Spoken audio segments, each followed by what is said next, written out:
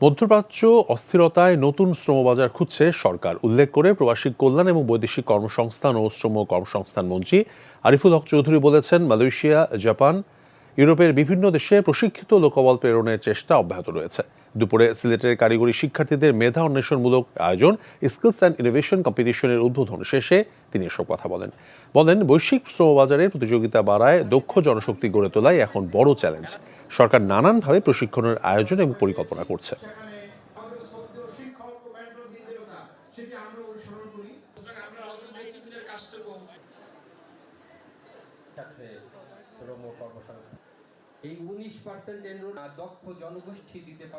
Middle ইস্টের শ্রমবাজার বন্ধ, আমাদেরকে এখন অন্য সাইডে কোরিয়া, জাপান, তার জন্য আমরা জাপানি, আপনারা দেখছেন পত্রিকা বিজ্ঞপ্তিতে জাপানি শিক্ষক আমরা নিয়োগ দিয়েছি, জাপানি ল্যাঙ্গুয়েজের জন্য কোর্স করেছি। আমরা এখন আমাদের টিএসসি যেগুলো ট্রেনিং সেন্টার এগুলোকে আমরা আরও অ্যাক্টিভেট করেছি।